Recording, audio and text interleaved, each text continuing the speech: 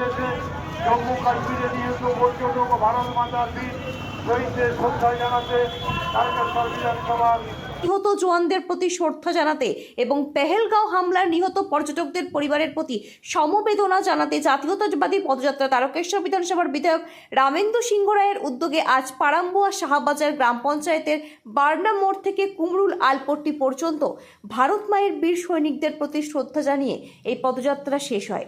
এ বিষয়ে তারকেশ্বর বিধানসভার বিধায়ক রামেন্দু সিংহ রায় সাংবাদিকের মুখোমুখি হয়ে কি বললেন আমরা শুনব।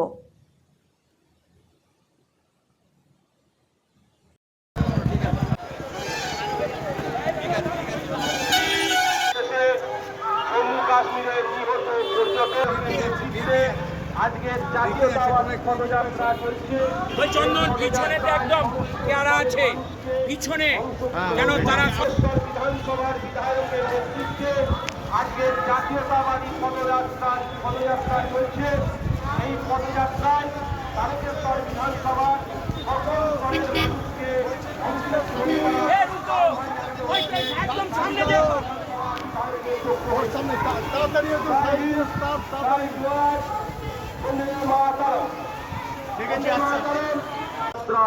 চলছে।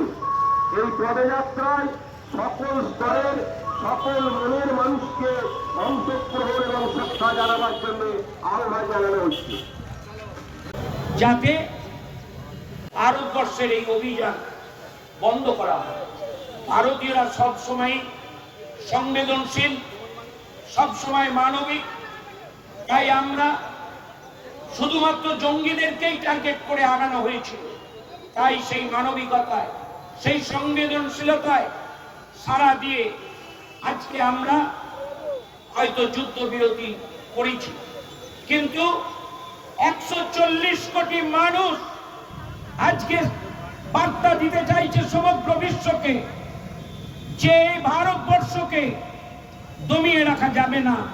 এ ভারতবর্ষ কাজী নজরুল ইসলামের ভারতবর্ষ, এ ভারতবর্ষ রবীন্দ্রনাথ ঠাকুরের ভারতবর্ষ, এ ভারতবর্ষ গান্ধীজির ভারতবর্ষ, এ ভারতবর্ষ নেতাজি সুভাষচন্দ্রের ভারতবর্ষ, এ ভারতবর্ষ বিনয় বাদল দীনেশ ক্ষুদিরাম বাঘা যতীনের ভারতবর্ষ, এ ভারতবর্ষ মাতঙ্গিনী হাজরার ভারতবর্ষ। তাই সারা বিশ্বের কাছে বার্তা চলে গেছে যে সামরিক শক্তিতে পৃথিবীর যত দেশ আছে আজকে ভারতবর্ষ চতুর্থ স্থানে তার ক্ষমতা প্রদর্শন করে দেখিয়ে দিয়েছে। আগামী দিনে এই 140 কোটি মানুষের আশীর্বাদ দোয়াতে এ ভারতবর্ষ সামরিক শক্তিতে 1 নম্বর স্থানে থাকবে এবং সারা পৃথিবীতে তারা পথ দেখাবে। শান্তির জন্য, অন্যায়ের বিরুদ্ধে রুখে দাঁড়ানোর জন্য, এই পথে আগানোর জন্যই আমরা ব্রতী হয়েছি। তাই আজকের এই জাতীয়তাবাদী আমাদের যে পদযাত্রা যারা সামিল হয়েছিলেন, আমাদের ইমাম সাহেবরা ছিলেন, আমাদের ডাক্তারবাবুরা ছিলেন, আমাদের এক্স আর্মিরা ছিলেন, আমাদের নার্সরা ছিলেন, স্কুলের ছাত্রছাত্রীরা ছিলেন, কৃষক ছিলেন, আমাদের ব্যবসায়ীরা ছিলেন, শিক্ষকরা ছিলেন, সকল স্তরের মানুষকে আমরা আমাদের অন্তরের অন্তঃস্থল থেকে শ্রদ্ধা জানাই যে ভারতীয় হিসাবে আপনি গর্বিত এবং ভারতীয় হিসাবে ভারতীয় সৈন্যের পাশে থাকুন।